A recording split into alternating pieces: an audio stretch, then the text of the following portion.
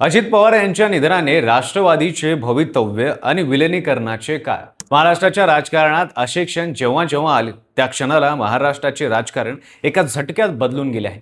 शरद पवारांचे 1999ला काँग्रेसमधून बाहेर पडणे असेल, प्रमोद महाजन, विलासराव देशमुख, गोपीनाथ मुंडे अकाली जाणं याने निर्माण झालेली पोकळी आणि आता जानेवारीमध्ये महाराष्ट्राचे उपमुख्यमंत्री अजित पवार यांचे अपघातीत झालेले निधन असेल. 27 जानेवारी 2026 बारामती विमानतळाजवळ लँडिंग करताना एका अपघाताने महाराष्ट्राच्या राजकारणातील सर्वात मोठ्या खेळाडूंपैकी एकाला आपल्यातून नेलं आणि त्या एका क्षणाने महायुती, राष्ट्रवादी काँग्रेस आणि संपूर्ण महाराष्ट्राच्या राजकीय भविष्यावर मोठे प्रश्नचिन्ह उभं केलं. आज आपण या व्हिडिओच्या माध्यमातून याच प्रश्नाचं उत्तर शोधणार आहोत. अजित पवारांच्या निधनानंतर राष्ट्रवादीचे भवितव्य आणि विलिनीकरणाचे काय? नमस्कार, मी पंकज आणि तुम्ही पाहताय कसं काय. अजित पवार म्हणजे फक्त एक नेता नव्हते, ते महाराष्ट्राच्या ग्रामीण राजकारणाचा कणा होते. साखर कारखाना, सिंचन प्रकल्प, पुणे नाशिक मधील शेतकरी राजकारण या सगळ्यांवर त्यांची पकड होती. शरद पवारांच्या सावलीत राजकारण शिकलेल्या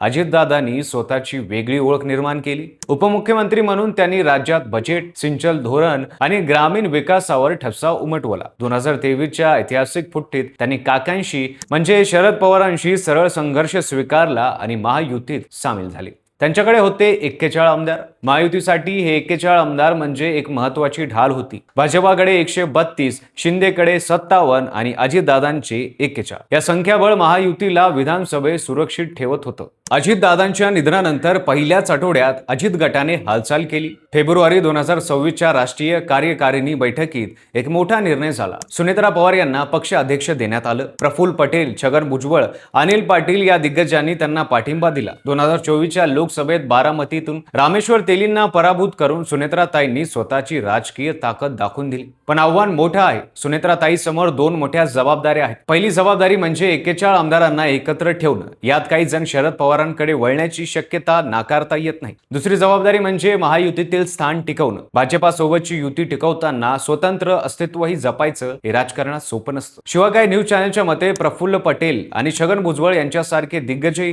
नेतृत्वाच्या स्पर्धेत आहे. ही स्पर्धा पक्षाला आतून कमकुवत करू शकते. जानेवारी 2026 मध्येच एक मोठी घोषणा झाली होती. अजित गट आणि शरद पवार गट यांचं विलयाचं संयुक्त घोषणापत्र. राष्ट्रवादी काँग्रेस पुन्हा एक होणार असं चित्र तयार होतं. पण नियतीला हे मान्य नव्हतं. अजितदादांच्या निधनाने या चर्चा एका क्षणाला थांबल्या. तसे शरद पवार गटाने जयंत पाटील यांना काल स्पष्ट सांगितलं, विलिनीकरणाच्या चर्चा आता अशक्य आहेत. विचार करा, विलिनीकरण झाले असते तर काय झालं असतं? 41 आमदार अजितदादा गटाचे आणि 10 आमदार शरद पवार गटाचे असे मिळून 51 आमदार एकत्र आले असते आणि महाराष्ट्रात राष्ट्रवादी पुन्हा एक शक्तिशाली पक्ष म्हणून उभे राहिले असता. महायुतीवरचा दबाव वाढला असता. आता ते स्वप्न किमान सध्या तरी भंगलं आहे. आता सर्वात महत्वाचा प्रश्न, महायुती सरकार टिकेल का? थेट उत्तर द्यायचं तर सध्या तरी सुरक्षित आहे. अजितदादांच्या निधनानंतर लगेच त्यांच्या गटातील नेत्यांची मुख्यमंत्री देवेंद्र फडणवीसांनी भेट घेतली.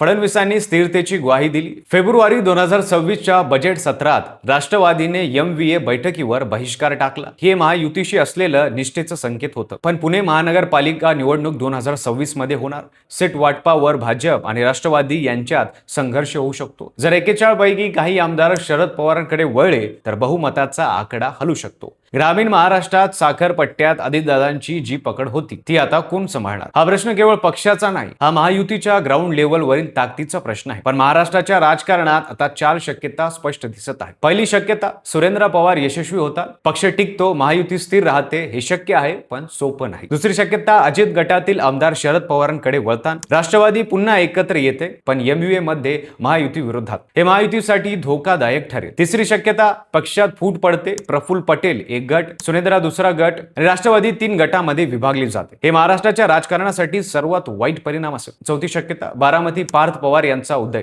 अजितदादांचा मुलगा हळूहळू पुढे येतो आणि बारामतीची गादी सांभाळतो. दीर्घकालीन दृष्टिकोनातून हे सर्वात शक्य चित्र आहे. महाराष्ट्राच्या राजकीय विश्वात आतापर्यंत मोठमोठे भूकंप येऊन गेले. प्रत्येक वेळी महाराष्ट्र हादरला पण सावरला. यावेळी सावरेल, पण प्रश्न आहे कसा आणि कोणाच्या नेतृत्वात? सुनेत्रा पवार की प्रफुल्ल पटेल? महायुती की महाविकास आघाडी? एकत्र राष्ट्रवादी की तुकड्यांमधली? हे उत्तर येणारे काही महिने देतील. पण एक गोष्ट नक्की, पवार प्ले संपलेला नाही, तो फक्त नव्या अध्यायात प्रवेश करतोय. तुम्हाला काय वाटतं? सुनेत्रा पवार हे आव्हान पेलू शकतात का? खाली कमेंटमध्ये सांगा आणि व्हिडिओ आवडला असेल तर लाईक करा आणि चॅनलला सबस्क्राईब करा आणि पाहत राहा कसं काय.